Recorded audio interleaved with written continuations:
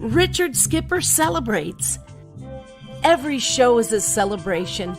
Each show, Richard delivers the artists you love, showcasing what makes them unique. Never gossipy. The antidote to a sometimes hectic world.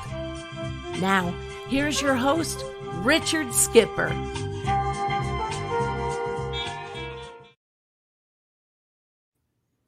Happy Monday, everyone, and welcome to a very special edition of Richard Skipper Celebrates. Now, this is the show in which I celebrate artists and their body of worth. And today I am very excited because the gentleman that you see sitting next to me, if you happen to be watching live, is usually celebrating others. And I have had the good fortune of being celebrated myself on his incredible podcast, Behind the Curtain, celebrating Broadway's living legends. Now, before you get excited and say, well, Richard Skipper's not a Broadway living legend, I was there to celebrate other Broadway living legends with Robert. He is one of the original booking managers for Feinstein's 54 Below. He also, as I just mentioned, has an incredible podcast, full disclosure, one of my favorite podcasts out there. Don't miss it if you haven't already. I'm a huge fan of his, and my goal today is to rise to his level because he is so incredible at what he does. I'm going to gush. He wears so many hats, and we're going to talk about all of those hats today and his favorite hats and everything. Before we get started, I just want to take a moment to pause to say today marks 228 days since the Broadway theaters shut down. Now, the theaters may be dark, but the ghost lights continue to shine brightly. Thanks to people like W Schneider and Broadway Cares and the Actors Fund and all the people that are out there keeping the faces of these Broadway legends in front of all of you.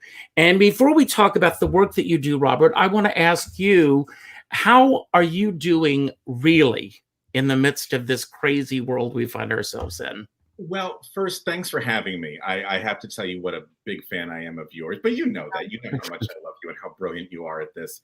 I'm actually doing okay. I'm doing really okay because after we got placed into quarantine, my first thought was, well, if this is it, let's imagine worst case scenario that we never do come back.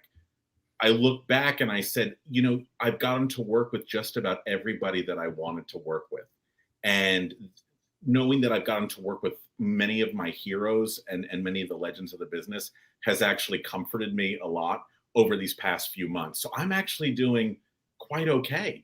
I would love for us to get back into a theater and, be back with everybody again, sharing stories and stuff, but I'm doing okay. I think I'm taking this a little bit better than a lot of other people, but I've also been very lucky and very fortunate.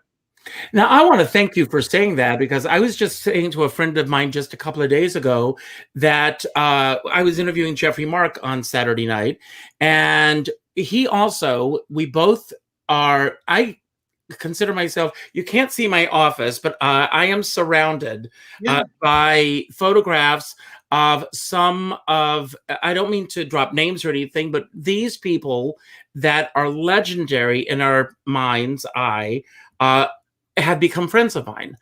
This past week, we lost the incredible Marge Champion. And I said, rather than mourning her life, I want to celebrate her life. She was 101. And last year, I had the good fortune, I went out to Palm Springs when Carol Channing had passed away for her memorial. And then I said to my husband, Danny, I said, let's drive to Los Angeles and see if we can see Marge Champion. I called Greg, her son, and he said, I'm sure she'll be happy to see you. And I had heard from some people that because of her age, that she did not remember people as well as you would think so, but she did. And we had an incredible conversation, not only about all the people that she missed here in New York, but about the political scene as well. And we did go there. Good. So yes, go ahead. No, I was going to say, she was incredible. I mean, 101 years of so much talent and so much joy in performing. She never lost that, did she? No, no, it was always there. And, that's the whole thing. I always say that there's a difference between entertainers and performers. Yeah. And to me, the entertainers are those people whose focus is on the audience. It's like what you just said about all the people that you have been so lucky to work with and to know. And of course, you have this incredible podcast. As I said at the beginning of the show, you have booked Feinstein's 54 Below. You have the podcast. You are a producer. You are a director. Out of all the hats that you wear, which is the hat that you love? Which is the one that feels the best on your head? The podcast hosting. So I grew up in California, nowhere near Broadway at all. And we never really traveled back to New York, but I was madly in love with theater. And so the only way I got like my Broadway fix was I would go to the local library and they had all the theater worlds, and I would pull one out and I would spend hours in the library memorizing the names and the photographs. And now to go and take this black and white image, and now it becomes three-dimensional. And now I'm actually in the room with that person. And now I can call that person a friend. To me, that's the one I love the most. I love the directing and I love producing and I love teaching. But there is something so exciting for me. 13-year-old me is like, I can't believe I'm sitting there asking Charles Strauss, how did you write Tomorrow? Mm-hmm. You know what I mean? And there I am in a room with Stephen Sondheim being able to ask him questions. And I don't mean to be name droppy, but for me, I just get very, very excited by that. Robert, that's why everyone's listening today. They want to hear the names dropped. Okay, great. So let's go back. You said you're from California. Where exactly in California are you from? Sunny Thousand Oaks, the safest city in America, according to the FBI. We are the safest city. Really? Is that true? It is. It really is. It really is. It's the safest city in America. It's a little sleepy. It's not a lot to do there, except listen to, cast recordings in your basement, which is what I did. But do you have brothers and sisters? I do. I have a younger brother, although he's 31, 32, but I still call him my younger brother. And the way I am with Broadway is the way he is with movies. Oh, and is he involved at all in the movies? No, he was a private investigator. My dad's a PI, and he took after my father's footsteps, and is also a private investigator. Well, there's that inquisitive nature that's going on with your father and your brother. And to be a good podcast host, you have to have that as well. So if you're like me, I have to tell you, I mean, for anyone out there who's interested in doing it, there's a lot of joy involved because I get the opportunity every day to sit down with those that I love and admire, like yourself. And it keeps my focus off of me, off of what's going on in the world. I do a lot of books and I am reading more than I've ever read in my life. And the research, it's a lot of work that goes into doing this. Yeah. Now, did you have aspirations to be an entertainer yourself? Or... Oh, yeah. I grew up watching Singing in the Rain, and I thought I was going to be Gene Kelly.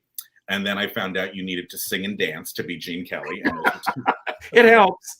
I can't do that. But yeah, I performed a lot, actually, when I was living in LA. I was a child actor. I have a horrible headshot that I'll be more than happy to autograph and send to you, which is just denim on denim on denim, because it was, have you ever gone to eBay and looked your name up?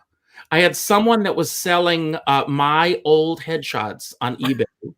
And also, there's a placard on my door. I performed at Trump's Taj Mahal years ago. And yes, it was Trump's Taj Mahal in Atlantic City. And someone was actually selling my door sign on eBay. And I went on it and bid on it. And the person was so embarrassed that I was bidding on my own door sign that he sent it to me. That is incredible. That is incredible. No, I never know what's there. How much did you? Oh, he just gave it to you. How much? He gave it to me. I'm curious, how much was he asking for before? I think it was going for like $8, if that much. I mean, who would buy it? I mean, think about this. Who out there would want to buy this? Well, thank you. I'll send you one. I'll send you one. But so you did a lot of theater in the area. You did high school. I'm assuming you did high school plays. Oh yeah. My high school, bless them, was not really into musicals. We did one musical every 4 years. And my drama teacher was very adventurous. So like while the other high school was doing Into the Woods, we were doing The Life and Adventures of Nicholas Nickleby. Wow. Yes. All 8 hours. Oh, yes. And if that sounds interminable, now imagine high schoolers doing it on top of that. So I'm so happy that I have that knowledge of these amazing plays. But we didn't really get to do musicals. It wasn't really until I got to college that I started actually being in musicals. Rex Harrising my way through the entire score, but doing it nonetheless. Mm-hmm. Well, let's go back for just a moment. I was very fortunate, and obviously you were too, to be exposed to arts and education. And this is a platform that I am passionate about. Go there from your own words on the importance of why the arts in education are so important to everyone and why they were important to you. Well, in terms of everyone, it just encourages expression outside of the parameters that the educational school board sets up for everyone. Because, you have to know the correct answer to this literature question. You have to get this mathematical equation right. There's always a correct answer. And in art, there is no correct answer. But right now, if you remove that arts component, all you're being told is you have to get the right answer.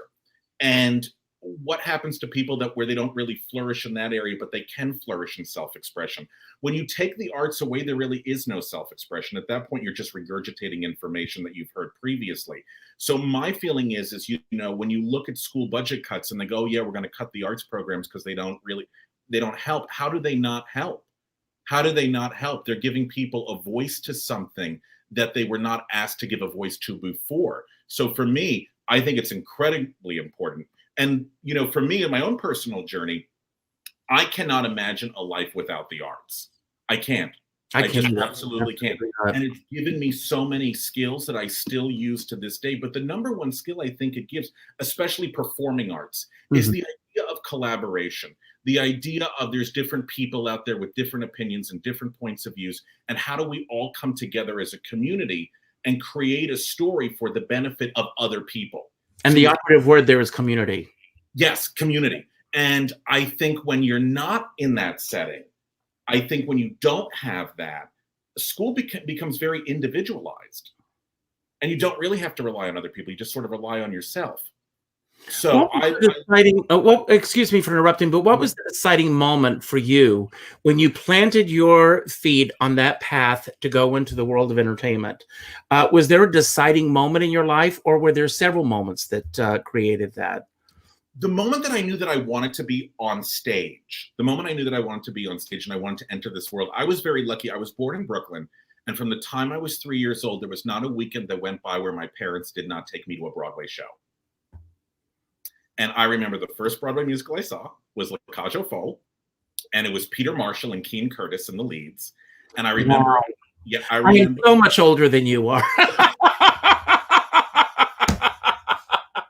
Oh my God! No. And yes. But I remember even at 3 being dazzled by the magic that was on stage. And I was like, I want to do that. I don't know what that is, but I want to be a part of that world. And then full circle for me years later, Peter Marshall was one of the guests on our podcast. And so being able to tell him, you were the first actor, the first storyteller I ever saw, for me was just like, I love doing my podcast because I have that ability to say thank you for inspiring me and setting me on a whole career trajectory. Now, when you were going through high school and you're doing these shows and everything, how did you decide where you were going to go to college, and where was that for you? Okay, so I went to undergrad at a small liberal arts college called California Lutheran University, which was in my community. I was the only gay Jew on campus, so I was an anomaly. Got to wave to everybody.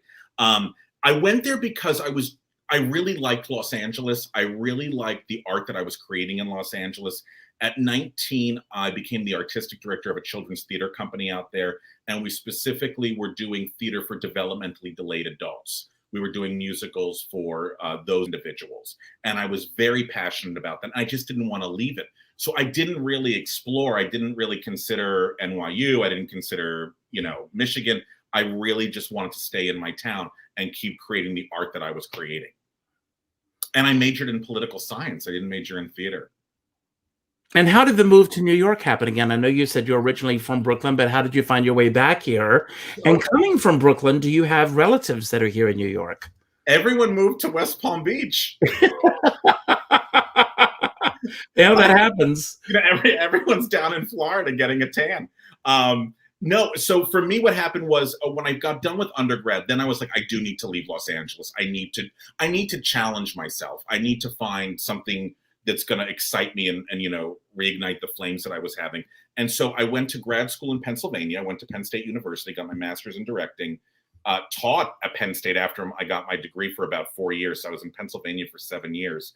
And then when I was 30, I moved up to New York because I was like, I've got to do this. I have to try this. So I came to New York much later than most people come. I'm always curious about how that move happens. For me, I was 18 when I came to New York. You were 30. Where did you first live? What was your first bread and butter job? And what was your first theater job in New York? I got very lucky. So I was living up in Washington Heights. I was living up in the Heights, 172nd and St. Nicholas, and I loved it. But within 3 days of being in the city, and this does not happen to a lot of people, so I'm very lucky, I got hired by Fordham University to direct their production of 9. And the next day, I got hired by Lonnie Price to be his Okay, let's go back for just a moment. Yeah. How did that happen? Did you have connections? No, it was a Playbill ad. I went on to Playbill, and they were like, "We're looking for a director," and I applied, and I got it, which was very exciting. And then the next day, I had applied to be Lonnie Price's assistant director when he did Sweeney Todd with Emma Thompson at Lincoln Center, and he hired me for that. And so I just thought, oh, wow, living in New York, this is what happens. You get jobs every day. And well, it happened because you were ready. Let's let everybody know that you were prepared, you were ready. Yes, I do believe. Yeah, I felt prepared. I felt ready to go. And I was ready to start telling stories. And luckily, the Fordham thing happened, then Lonnie happened, and then a couple of months later, I think 54 happened. And with all of these things happening, it's like this trifecta that's happening around you. Did your desire to be on stage dissipate a little bit because of the work that you're doing behind the scenes, or was that something that was happening as time went on? No, I think it started to dissipate when I was an undergrad, because in undergrad I started getting into directing, and I was like, this feels right to me. Mm-hmm. This feels right. I loved performing, and I teach a lot, so I feel like that performative aspect comes out in the teaching. So that just started to go away. And I wasn't like, God bless him, I don't know if you ever do this, Richard, but like 7 o'clock, 8 o'clock in the morning, so many actors lined up around, Ripley Greer and Shetler Studios, right? And I was like, God bless these people, but this is not for me. Well, it was for me. Yeah. For probably the first, I came to New York, like I said, when I was 18. I met Danny when I was 29. So about 10 years later. And shortly after that, I moved to Rockland County. And even though I was 30 was on the horizon, now 60s on the horizon, it's hard to believe. But I decided that I did not want to be that person to stand in that line. And God bless everyone who does it. Yes. I just don't have the stamina for it. I am hoping that one of the things that comes out of this pandemic is that casting directors and producers will go, is there a way we can eliminate keeping these people out there for so long? Is there a way we can do video submissions? Is there a way we can FaceTime people? And then for a callback, bring them in. because I'm just like, this is crazy. You would go out there, and some of those people would be out there since 3 o'clock in the morning waiting to sign up. I just think and that's not for me. I mean, but I will say this. One of the things that I did love about that point, of course, I was in my 20s, was meeting people in line, talking to people, having conversations. Yes. And from what I understand, because it's been so long since I've done that, because of the iPhone and the fact that people are buried in their phones anymore, people are not even looking at each other anymore. No, people don't know who's in front of them or behind them. And also, I found at the time that I came to New York, a lot of the jobs that I got was word of mouth. I would hear about an audition or something, and then I was on the next subway to get there as quickly as I could possibly get there to get the job. Yeah. And I was working a lot, but it went from one thing to the next. But I'm with you. If you know that that's not for you, move on. I remember when I was in high school, I think they took us to see a production of Death of a Salesman that Brian Dennehy was in. Wow. And somebody knew Brian Dennehy, and so we got to go backstage and meet him, and he was in his dressing room. The only thing on his dressing room table was a huge bottle of Scope mouthwash and a huger bottle of Jack Daniels. And he had just given this great performance, and somebody said, what advice do you have for aspiring actors? And exhausted, he just looked up and he said, if you can do something else, do it. And I felt, I could live without acting. I could live without acting.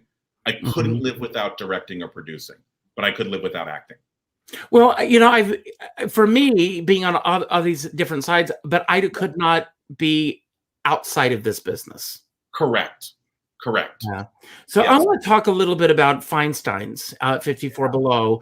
Yeah. And were you the first booking manager there, or you were among the first? No. So I'm an original programming producer. So Jen Tepper has pretty much, I think, always, I love Jen, right? I mean, she's, any good success that's happened to me in New York is really because of Jen.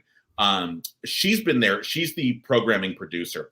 And at some point, they needed some other producers to come in to help generate work, so she wasn't doing all of it. And so I was one of those individuals. And I think I joined 2015. I joined in 2015. Yeah.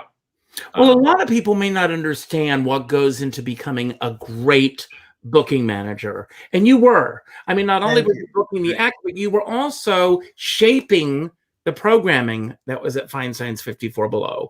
So can you take us there and talk a little bit about that world? Yeah, absolutely. I coming into the world of Cabaret was a world I knew nothing about. I really didn't. I remember I was so stupid. Somebody was like, well, I won a Mac Award. And I went, what's a Mac Award? What is that? And, so I had to have this huge educational, experience, like on the job training. But one of the things I was looking at when I joined 54 Below was I said, they don't do many of these, but I would love to do more of these. And it was doing obscure shows in concert, older shows that deserved a second examination, shows that that Encores wasn't going to do for whatever reason, and Mufti wasn't interested in. But I was like, need to be heard again. And I was like, well, what's the asset that we can bring to it? And I was like, well, we can put famous people in it because they only have a one-night commitment. Mm-hmm. We're not asking them to rehearse for months and months. Can you just pop in and come do this?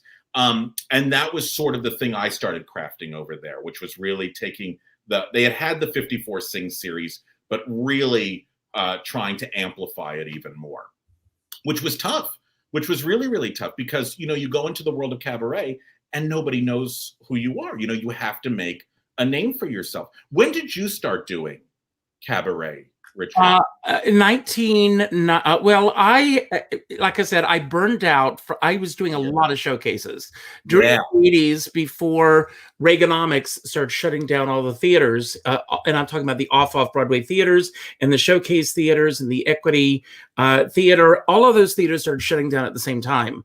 And I just burned out. I was going from show to show to show. I'd be auditioning. I was rehearsing. I was performing. I was in my 20s.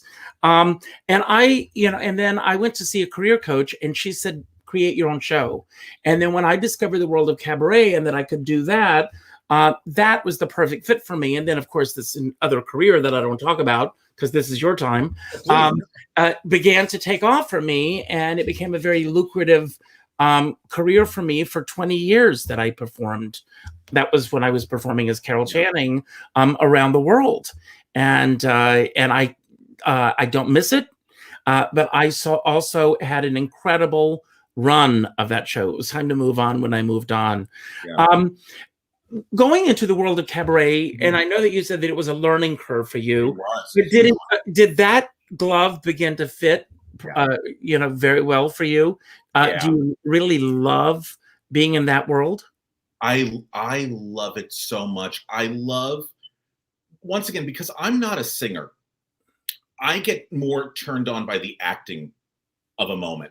And I feel that a lot of, I don't want to generalize, I feel like a lot of Broadway shows are starting to lose that acting quality, and it's more about vocal pyrotechnics. In a cabaret setting, you really can't do that. It has to be about storytelling. And for me, that really, I was like, oh, this makes sense. This makes sense to me.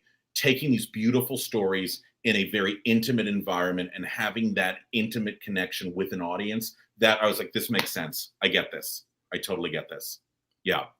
And then being exposed to so many wonderful cabaret performers that I was a big curve.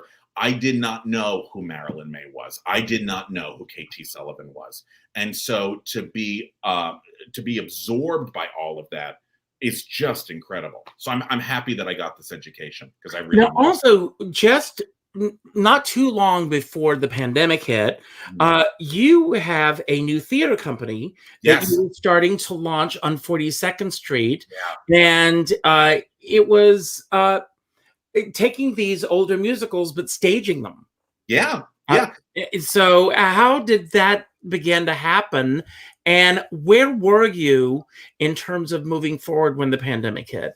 Oh, boy. Okay. So the way it happened, I got very lucky. I did the 50th anniversary concert of The Happy Time, Kander and Ev's The Happy Time at 54 Below. And a gentleman by the name of Jim Jamiro came to see it. And Jim said, I'd love to get lunch with you and just talk. And Jim and I sat there for a really long time talking about, what was your favorite Cole Porter song? What was your favorite Rodgers and Harts? We had this really long conversation. And at the end of it, Jim had said, I'm really interested, how come you didn't do a full staging of The Happy Time? Why was it just I explained why. And he said, it would be great if there could be a theater like that. And I said, yeah, I agree with you. I think it would be nice to have a theater like that. And Jim and I did a handshake, and we created this theater company together. So I'm the artistic director, and Jim is the executive producer. Jim is one of the foremost experts on the American Songbook. And in addition to that, Jim was the creator of the Disney Channel and Walt Disney Home Video. Wow. So Jim has had this amazing career in television, and together I took his business savvy and my knowledge of theater, and we sort of married together into this company. The point of the company is to do what Equity Library Theater was doing. If we all remember Equity Library Theater. Now, did you ever go there, by the way? No, when I was doing these podcast interviews, so many people were like, oh, and I got my start at Equity Library. I got my start at ELT. And I said, what is this amazing place? And why is it not here anymore? So I'm not ashamed to tell you I cried when they shut their doors. It's what I had heard from everybody was it seemed to be such a great introduction to the New York community. And I said, where is that? And listen, Encores does amazing shows. Mufti at the York, incredible shows. Musicals Tonight was doing incredible shows. And I was just wondering, is it possible to bring that back? Is it possible to have new and emerging talent do these shows? If you're Encores or Mufti, you're bringing in big names. They don't need the exposure. We'd love to expose some people that are just starting their careers in New York. And so when you started doing this, what were some of the biggest obstacles or hurdles that you were facing with this? Did people just go, yes, I want to do this? Or were there obstacles and hurdles to get to? I mean, you found a great space on 42nd Street. Yeah. No, we were very lucky. We were honestly very lucky. I think the biggest hurdle we had was you can go see you have Encores, you have musicals in Mufti. How are we different? I think that was a big thing, which was trying to figure out what are we doing that they're not doing. So we're not in competition. And the big thing was, you know, they're using equity actors that have had really long careers, which is amazing. We were like, well, let's go the opposite way. Let's introduce emerging talent to New York. And then maybe at some point they will get to go to New York. And at some point they will get to go to encores. That was the big thing for us. And then also just telling people, hey, we're a new theater company in town, which is very tricky. That was very, very tricky, which was generating the publicity. But one of the things that's amazing about this business is generosity. Mel Miller, who was the artistic director of Musicals Tonight, and when he closed his doors, we sort of stepped into what he had created. Mel walked me through every single step of the process of creating a new theater company, including handing me his entire contact list for his former season subscribers and ticket buyers. And the first letter that we ever sent out to them came from Mel with his signature saying, even though my company is gone, go to this company. And that's the generosity of this business. That's amazing. That's truly amazing. Well, Mel Miller is a wonderful guy, and kudos to him for as long as he did this and kept it going. How many shows had you under your belt with your theater company? And the name of your theater company is, let's just get that out there. Oh my gosh, I even have it on a pen here. The J2 Spotlight Musical Theater Company. We had opened the season with Seesaw. And then we went right into No Strings, and it was opening night of a class act, which was our third and final show of the season. And 2 hours before the curtain went up, we got the call, quarantine, theater has stopped. So I have to tell you, I was having dinner the other night with Joe Brancato, and Joseph Grosso, who is on his board. I'm interviewing Joe in 2 weeks, and Joseph Grosso was telling us that he had tickets to a class act, and all the theaters were closing, and he called the box office, and he said, this is the show going on tonight, and they said, absolutely, the show's going on. He went, had dinner at the West Bank Cafe, and then walked to the theater only to find out, because that decision was really made at the 11th hour. It was, because the curtain was going up at 7:30, and I think I got the call at 4 o'clock. And so, we had to call everyone, and we thought, okay, we'll see you in 2 weeks. See you in a month, see you whenever. But it's very sad. If you walk into Theater Row right now, the entire show is preset for opening. So it's very ghostly in there. Do you feel that when you come back, that's where you're going to lift off with this? Yeah, we thank God that Jim, the executive producer, is really passionate and enthusiastic. We already have a second season planned. Which we're going to announce probably in the next couple of weeks. So whenever we do come, can we get an exclusive here? If Jim's, I'll get. I will tell you that the first show is going to be a class act. We are going to start with a class act. Okay. The second show is a show from the early '80s, which has not been seen in New York, even though it ran for a very, very long time. It hasn't been seen in New York since its original performance. And then our third show is going to be a show that closed out of town but never came to New York. Wow. So we'll let everybody think about that, and I promise you'll be the first one to know. I'll take it. Yeah, but please come back. When we come back, please come back, everybody. Obviously, nobody knows. You don't have a crystal ball, but let me ask you, how do you see theater coming back? And do you think that will there be like this wave happening? Do you see Cabaret coming back sooner or later, off Broadway sooner or later, and of course the Broadway theater?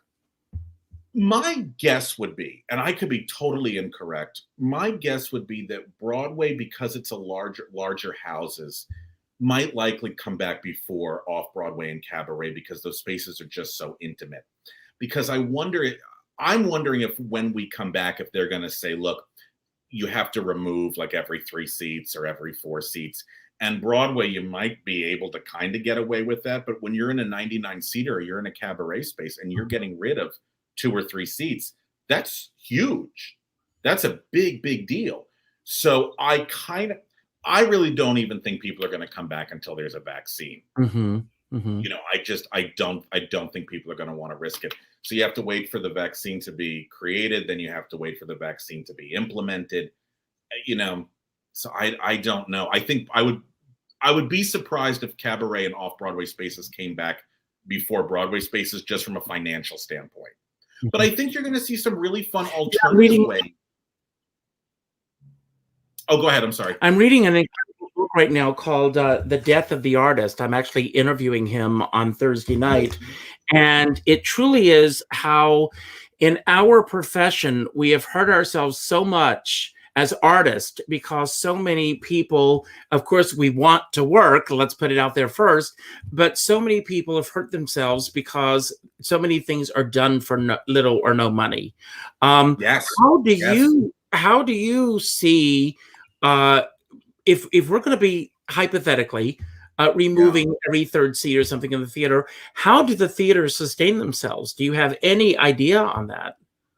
I mean, if it's a non-for-profit, I think you're going to see people begging for donations. If it's a for-profit endeavor, they're going to have to start doing things that warrant the high ticket prices. So I think you're going to see a lot more celebrities in plays and musicals. I'm just talking from a Broadway route. Because I don't think more theaters will become not-for-profit? Would a Broadway theater become not-for-profit? Is that what you asked? That's a great question. I would not be surprised if you saw maybe a couple of large Broadway commercial producers start a new organization that is specifically a non-for-profit, and they might purchase a Broadway theater like MTC has done or Roundabout has done. That would not surprise me. That would not surprise me. Because the other thing is, you know, a lot of audience members are older people and they're the most vulnerable to getting this virus. I don't even know with the vaccine if they'll want to come back and sit in such close proximity to people, you know? But like I said, I think the big thing is if the state of New York or the federal government says you have to remove seats and otherwise you can't open, it's going to be tough. It's going to be tough. Now, I know that you have your podcast. When I did your podcast, we did it in a rehearsal studio, and that rehearsal studio is now gone. How are you doing your podcast? Are you doing them the same way that we're doing this right now? Zoom. We Zoom everybody, and the audio is really strong. And Kevin and I, my co-host Kevin David Thomas and I, we really miss the idea of going in, like sitting in a room with you, Richard, and being able to hug you and have the energy and the interaction and all that stuff. But the Zoom thing that we're doing is actually, I think, making it easier for us. We don't have to rent a space. We don't have to lug the equipment everywhere. And for the guest, they can just sit in their living room and answer the questions. And I think they feel more comfortable in their territory. So, and are you doing any other live streaming on beyond doing your podcast? Any of your shows or anything? Have you thought about taking those into the live stream arena? We are discussing it. We are discussing for our theater company, are there things that we can do that can be in this streaming world? As far as I understand from 54 Below, and I think I'm correct in saying this, is that they're not streaming new content, really. They're going through their archives and streaming archival. Now, are they still doing this? Because when the pandemic first hit, I was getting things weekly from them. Yeah. And the funny thing is that I have tickets for Karen Mason and for Melissa Errico next year. They've given me the option of getting a refund, but I said, no, you know, I'll be there when they come back, God willing. But are they still doing a lot of events? Because I'm not seeing that much anymore. I think it's slowed down for a while. I'm wondering if maybe during holiday time and New Year's, if you're going to start to see those things increase again. I think they had slowed down, and I could be totally wrong, but I think they had slowed down because there was some hope that we would be coming back sooner. Now, so we don't have to. Now, I want to go back to, you wear this hat as a producer and as a director. And if you're like me, you see a lot of content on the internet right now. Some of it better than others. And we're not outing anyone, but what are some of the biggest mistakes that you're seeing as far as live streaming events beyond the interview process? What are you seeing that you go, they need a little help in that area? Static. I don't mean like I know static. what you mean. Yeah. I mean, you've got the ability with things like iMovie and GarageBand to really play around, and you have to make it almost a cinematic experience, because no matter, and I mean, there have been so many wonderful plays being read with so many wonderful actors, but it's very static and you get eye fatigue. So much like television editors do or movie editors do, you need to change the picture. You need to change the picture every once in a while. Even if that means like Richard and I are here doing scene 1 and now we're going to go to scene 2, and all we do, Richard, is pivot our cameras to a different angle. At least it's giving us some variety. That's the big thing I'm seeing. And I think that's a main reason a lot of people just sort of tune off after a while. They don't feel like there's forward momentum happening. I would love to see that fixed. Now, I want to ask you, with all of the interviews that you've done, and you've interviewed, I can't think of anyone that you haven't interviewed, but do you have a holy grail interview that you go, and if you're listening, get on the phone and call them right now, or call one of us right now? Who's your holy grail interview? Somebody that we would love to still have? Yes. Somebody we would love to have. Well, we're hoping this will work out. Chita Rivera is a big one for us. And she has been very kind and said yes, but her schedule is always in flux, so it's hard to nail her down. She is a big one for us. John Kander is a big one for us, as still part of the Holy Grail that we would love to. Carol Woods, I think we're going to get pretty soon, because I think she's had I love her. Yeah. She's had such an amazing career. Those are the ones that we would love to like still grasp. We haven't had Stephen Sondheim on, and people go, oh, why not? And our feeling is there's 90 million books written about him. There's all these great interviews with him. He's written 2 autobiographies when you really think about how he's done Finishing the Hat and Look, I Made a Hat. We don't need to talk. I would love to talk to him. I'll tell you, one of the things that I have run into is that you get an interview with someone and you get so excited that you're going to have that interview, and then you see that they're doing an interview with someone else the day before. And I go, really? Has that happened to you? Oh yeah. I mean, I'll tell you what grinds my gears is when I'm not going to mention any names, because I'm going to be very polite. There is one performer who we consistently ask to have as a guest on our program, and they always turn us down. I'm just too busy. I'm too busy. And then wouldn't you know it, the next week, there they are giving an interview to somebody else. Can I say something right now? Yes. I know that you're a married man, and I know that you're a happily married man. And if the COVID wasn't happening, I'd kiss you on the lips, because I thought that this was only happening to me. And it's happened where, I'm sorry, I'm not doing any interviews right now. And then I see at least 3 to 4 interviews that they're doing.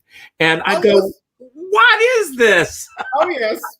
And listen, this is what I would appreciate. I would appreciate if they said, I just don't have any interest in your show. I would go, honestly, I have no hard feelings about that. Go, great, that's amazing. We've had people like that we've asked, and I just don't have any interest. Incredible. But I don't like this lying, and I don't like this stringing along. I want to ask you also, and again, we're not going to mention any names here. No. But is there anyone in the business that you were dying to get on your show, and you get them on the show, and the interview did not go as you had hoped it would? Oh yeah. Oh yes. There are 3. Careful, because all of your shows are out there. You know what? I'm gonna tell you, because we speak about it on this show, and God bless her, she's passed away since. But I really wanted to speak to Charlotte Rae, because I loved Charlotte Rae, and I thought she was incredible, and she was so funny. And I flew to LA for the interview, and I got in my car, and I start driving to her house, and my phone rings, and I pick up, and please forgive it, it's a hello. And I said, hi, it's Charlotte. She goes, I don't want you at the house. So, okay. She goes, you got to do the interview now on the phone. So if you listen to the interview, it's a scratchy. She's on speakerphone. I'm trying to record it. I don't think there was a car. In the car. You can all hear it, folks. I don't think there was a show I asked her about that she liked. Tell me about Three Penny Opera. Hated it. Tell me about Little Abner. Hated it. Okay. Did you enjoy doing Facts of Life? No. Just everything. She liked Pickwick. The one show she did like was Pickwick. So we could talk about that for a while. That was a little disappointing to me. There was another person who only gave me monosyllabic answers, who gave Kevin and I monosyllabic answers. This person who's had this amazing career. Tell me about working on this. It was good. Okay. Any favorite memories? No. Okay. I had one of those. Working on my Colin Dolly project. Yeah. She was a dolly, and she's a well-known dolly. And I finally, I get an email from her assistant saying she's agreed to the interview. And of course, I'm jumping out of my skin. I was so excited because she's a biggie. She is a biggie. And so I sent the questions, and they came back to me. And I swear to God, every single question was yes, no, I don't remember. I kind of have an idea of who it might be, and I'll ask you later. You can ask me. You can ask me as soon as the show is over. But it was. I said, "There's nothing for me to work with." Yeah. And the other thing is, I mean, in this business, I get a lot of calls from people saying, I'd love to do your show sometime or something like that. That's great. And if you've been around as long as we both have been around, you begin to build relationships with some of these people. Yeah. And so it's one thing, but I find that sometimes it's the personal assistant or the manager, and this happens in this business, where they feel that they're more important than the person that they are representing. Yes. Yeah.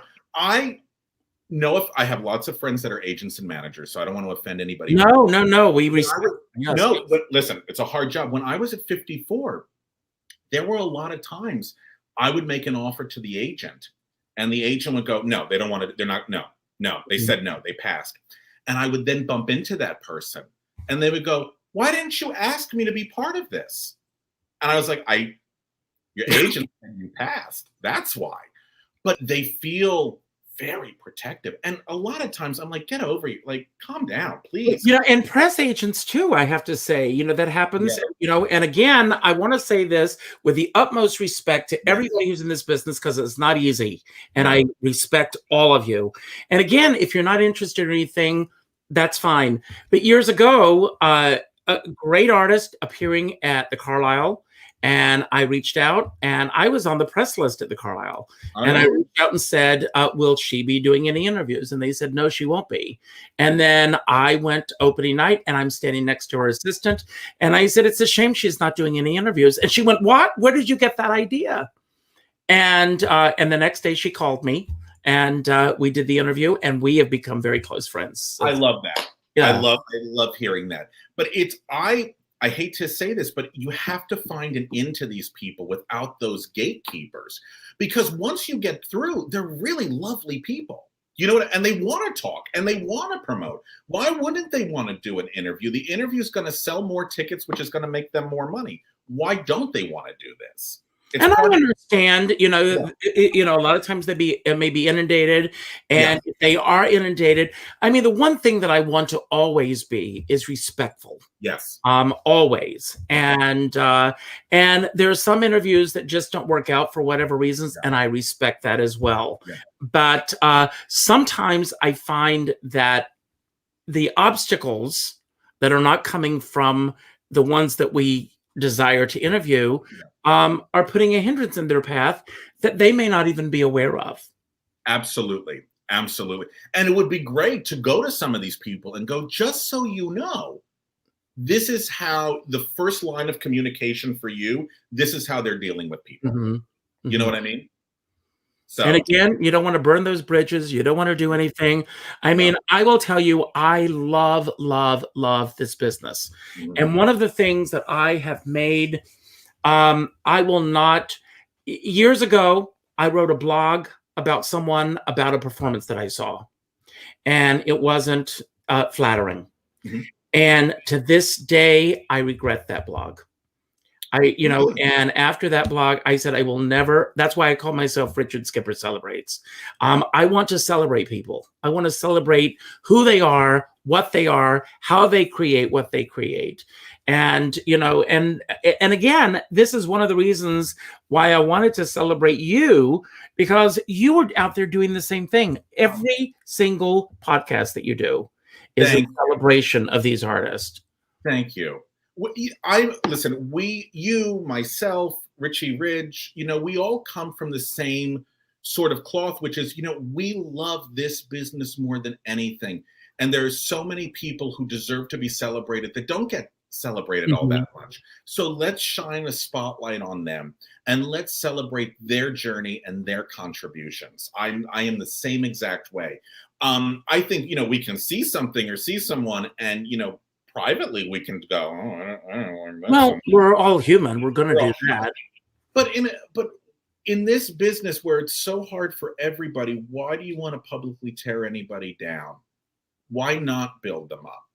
Why not celebrate them? Why do you think and again, I know I'm older than you are, but I came along at a time where there were 3 networks, ABC, CBS, and NBC. And I was very fortunate that I saw the artists from my generation sharing a stage with those from my parents' generation and my grandparents' generation. So I knew who Carol Channing was when I came to New York. I knew who Charlotte Rae was. I knew who all these people were because I was exposed to them on a regular basis.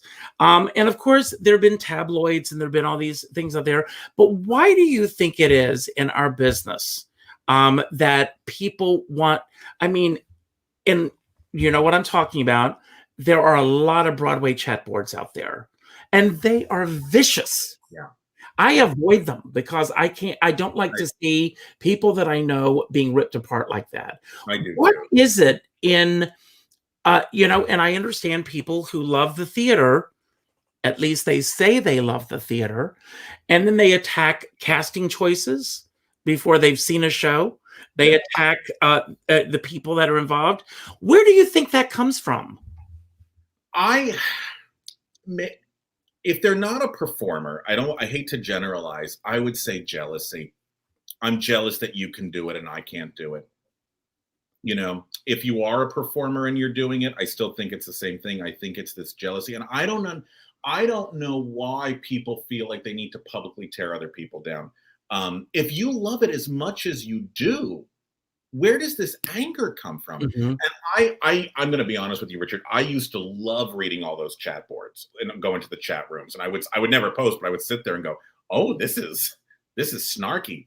And I remember once. Have you ever been the subject of one of those chat boards? Yes, I have. And some people came to my defense, and some people didn't. They didn't like the shows I was doing at 54, so to hell with them. Good answer. That's good. I was having a good time. Yes. But I read, it was like War and Peace, this post. It was 90 paragraphs about why this show was horrible. And at the end, the person said, "Now, granted, I have not seen the show yet." And I was like, get out. I'm done. I'm just done. But I think, honestly, it comes from jealousy. I think it does. Either I should be up there doing it, or if I'm a performer, they should have hired me. And I don't know why I'm not a part of it. Well, I saw a posting the other day, and and I'm going to give all the clues so you'll know who it is without mentioning the name. Sure. So somebody mentioned this big star who's now doing a talk show, and they were talking about how awful the talk show was. And everybody is weighing in on this, and everybody wants to be wittier than the preceding comment. And I said, well, perhaps she's doing it because this is something she's always wanted to do. Perhaps she's doing it because it's getting her through COVID. There could be 150,000 reasons. Yeah. And if you don't like it, don't go and see it. Yeah. I understand when a critic reviews a show and they feel that it's their job to tell the audience what they experienced seeing that show. And anyone who reads reviews, I stopped reading reviews. You know, most people who read reviews are the ones that the reviews are about. Yeah. Yes. But I've never used that as a gauge as to whether or not I'm going to see a show. There's certain things that I want to see, and I'm out there to see them. But I'm looking at the clock, and our time is up.